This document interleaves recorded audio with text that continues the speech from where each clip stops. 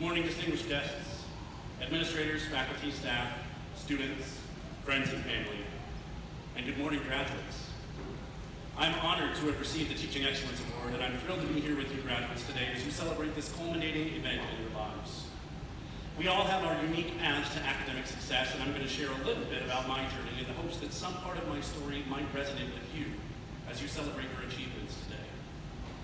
I was born on June 16, 1982 as the first child to my parents, after which I spent 18 days in intensive care as a newborn with spinal meningitis and some other ailments. The initial prognosis was that I wouldn't live through the first night, so I was baptized by the priest in the hospital and my parents prayed for a miracle. The doctors at the University Med Center in Omaha narrowed the medicine choices down to 2 based on my symptoms, and didn't have time to wait for blood test results before making a decision about which treatment to choose. Thankfully, they guessed right. And over the next nearly 3 weeks, the prognosis became better and better. Life expectancy was increased from hours to days, and then to 12 years, though with the caveat that I would have no motor skills or speech, and that I would be confined to a wheelchair. After another few days of continued improvement, and to the surprise of the medical staff, my family was assured of my full recovery. After an 18-day stay in the intensive care unit, I was released from the hospital on the 4th of July. Before I knew what it was, I had shown perseverance in the face of seemingly insurmountable odds. My academic path was equally uncertain. After 5 years studying music education as an undergraduate, the head of my program left to take a position at another institution. So I dropped out of college in 2005 with no degree and no real plans to complete one. I spent the next 18 months working as a press secretary for the United States Senate campaign, which I then left to found what would ultimately become an arts nonprofit called Sing Omaha. I worked multiple jobs during that time, some more appealing than others, but I wasn't fulfilled. 4 years later, in 2009, I decided that I needed to finish my degree, and I completed nearly 4 semesters worth of coursework in 9 months at a small liberal arts college before immediately moving on to a master's degree at Oklahoma State in 2010. While my wife stayed in Omaha to work her full-time job and oversee the small nonprofit in my absence, I spent 21 formative months in Stillwater, Oklahoma, returning home only for Sing Omaha concerts and major holidays. After completion of the program at OSU, I went on to begin doctoral studies at the University of Nebraska-Lincoln in the fall of 2012. After 2 years of coursework, I was invited by my friend and colleague, Dr. Ken Mines, to join the faculty here at Peru State College in an interim capacity, which eventually ended up turning into a more permanent placement. But my doctorate remained unfinished.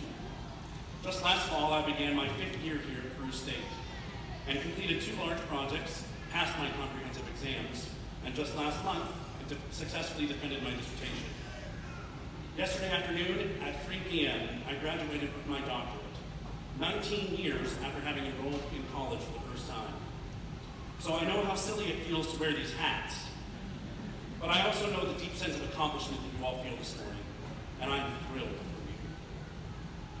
you. Your path may not be as serpentine as mine has been, but if it starts to go that way, trust that you can walk the seemingly meandering path and still reach your goals. Just know it might take you 19 years. What you've gained in your time at Peru State is deep knowledge in your discipline, broad knowledge in a myriad of other areas of study, and the skills necessary to succeed as professionals and as people. Among other things, you have the ability to meet deadlines and to problem solve, to work as a part of a team, and to speak respectfully and intelligently to superiors, subordinates, and peers. You know how to research, and you're not afraid to ask questions. All of these traits will serve you well in your professional and personal lives. More importantly, you have developed skills that make you well-rounded people, equipped to contribute compassion and empathy to a world in need of both. Most importantly, you have learned self-reliance. You are both in charge of and responsible for your own destiny. What a beautiful dichotomy of empowerment and terror. But fear not. You have shown resilience and grit to reach this point, and we have no doubt that you will continue to persevere. I read news stories every once in a while questioning the value of an undergraduate education. Now, I'm a pretty pragmatic guy for a musician, and as my students can tell you, I'm always interested in the bottom line of a situation. The truth is that according to the United States Census Bureau in April 2017, only 1/3 of American adults have earned a bachelor's degree. As you might imagine, the statistics are even more narrow for master's degrees, with only 9.3% of American adults over the age of 25 holding that title. And while money isn't everything, you might be interested to know that those with bachelor's degrees earn approximately $30,000 more per year than the 66% of their peers whose highest education level is a high school diploma. Over a 40-year career, that $30,000 per year difference totals to $1.4 million. So don't let anybody question the value of your hard work to complete your degree. And statistics about salary differential are nice because we like hard data. But in my experience, the data isn't enough. There's something intangible, indescribable, and yet ever attainable for each of us that serves as the driving force behind all of the success and all of the joy we will experience in our lives. And that thing is love. Love is the point. It's the only thing that matters. So, love who you are. And if you don't, make whatever changes are necessary to get yourself to that place. Love what you do. Approach each day with passion for your work. If you wake up one day and realize that you're not passionate about what you're doing, find something else to do. No salary or title or level of authority is worth doing a job that doesn't inspire you to inspire others to greatness. Surround yourself with people you love and who love you. You're all here because somebody loves you. Many of those somebodies are in this room to celebrate with you today. And if there was a meter to measure pride, it would be about to burst. Can you feel that? I hope so. You've probably heard one or more of these sayings. You become like those with whom you spend your time. You are the average of your 5 closest friends. Show me your friends, and I'll show you your future. They're all true to one degree or another, and what I can tell you is that if your immediate circle isn't pushing you to be better every day, it's time to audit that group of people. As hard as it might seem, you would do well to distance yourself from friends and family who discourage you, who take from you, and who otherwise stand in the way of your growth. But hold on tight to the friends and family who believe in you, who push you to new heights, and who share in your setbacks and achievements. They are your firm foundation.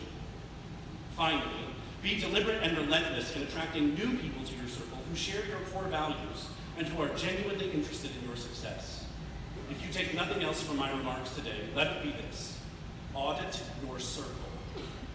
My last charge to you is to love one another.